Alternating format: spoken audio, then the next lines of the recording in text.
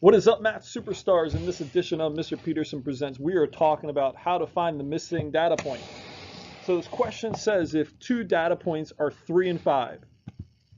So 3 and 5, what is going to be that missing data point to make 7 the mean? So if I was going to add up these three numbers and then divide by 3, it's going to have to equal 7.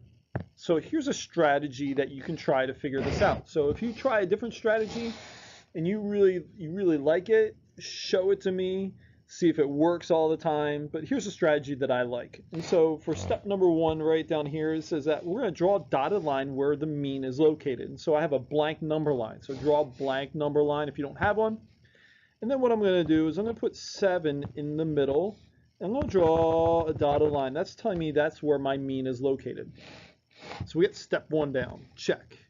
Let's do step number 2. It says draw an X where the two data points are located. So I'm going to figure out where 3 is. So 7, 6, 5, 4, 3. Here's 3, and I'm going to put my X there.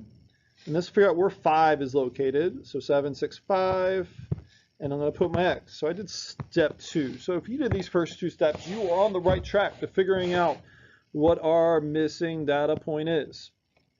So third step is we're going to find out how far away each X is from the mean. So we're going to use this dotted line that we drew, and we're going to figure out that to get from 7 to 5, we went 2 units, and then to go from 7 to 3, we went 4 units.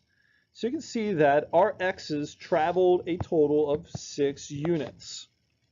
So now, to figure out, so we figured that out. So we already did 3 steps in this process here. We need to figure out now what data points. There's question number 4 right here is what we're going to focus on. What data point would balance each side out? So you can see we have 6 on the left-hand side. We have nothing on the right-hand side, but we know in order to balance it out, we have to get a total travel distance of 6. What we can do is we can count 6 units away from our mean, which is 7. So let's go ahead and count 6. 8, 9, 10. So I want 3, 11, 12, 13. So I want 6 units, giving me the missing point is going to be 13. Bing. So our missing point is 13. And the way we can check it is that we can add 3 plus 5, giving us 8. 8 plus 13 gives me 21. 21 divided by 3 gives me my mean of 7. Let's go ahead and try this one out. And so we have the same 4 steps. So once again, if you can get through 3 of these steps, you're going to be so close to figuring out what this missing data point is. So here we got some data. It says if 2 data points are 7 and 9, we need to figure out which data point is gonna work to give me a 7 for the mean. And so remember, if we added these 3 together and then divided by 3, it's got to equal 7. And so here's what I'm going to do. First step says draw a dotted line where the mean is located. So the mean is at 7, so I'm going to draw my dotted line. That's not a straight one. Let's draw a little better. It's close. So now let's plot. So we did step 1, sorry. Let's do step 2 now. It says draw an X where the 2 data points are located. So my first one is at 7, so I'm going to draw an X at 7, right where the mean is, so which is okay. And then I'm going to draw a second X at 9. So we did 2 steps already. You are so close to figuring out this missing data point. So for number 3, it says find out how far away each X is from the mean. So for the first one, 7.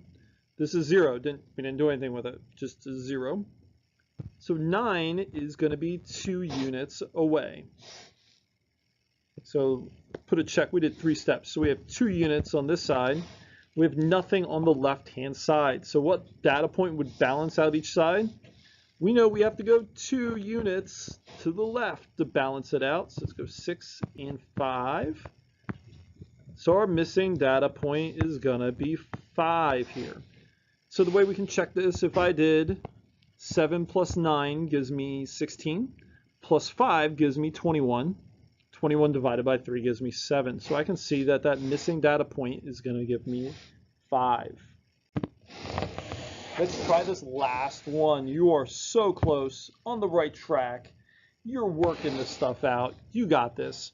So my first step is I'm going to draw a dotted line where the mean is located. The mean's located at 11. Draw my dotted line. Hopefully yours are a little straighter than mine. So we get step 1 done. Congratulations. You are one step closer to figuring out the missing data point. So let's figure out where 9 is located. So let's do 9. So 10, 9. And we got to do 16. So we got 11, 12, 13, 14, 15, 16. So I got both my x's done. So we got 2 steps down. Let's do our third step. Find out how far away each x is from the mean. So let's figure out how far away is 16 from the mean. You can see this side is 5. So that's going to be 5 on the right-hand side. And our distance on the left, our total distance, is going to be 2. So we have our both distances, how far away each x is from the mean. So now we are at step number 4. You got this. You're so close to figuring this out. So we have to figure out how to balance each side out. So our biggest side is 5. So that means that we have to add some number to 2 to get to 5. So you guessed it, it's going to be 3. So this 3 is going to be the distance away from the mean that we have to travel. So let's go and travel 3 points away from the mean here. So if I'm at 11, I got 10, 9, and our missing value is going to be 8. So you can see that now both distances are equal on both sides. The way I can check this is now I have 8, 9, and 16 are my 3 data points.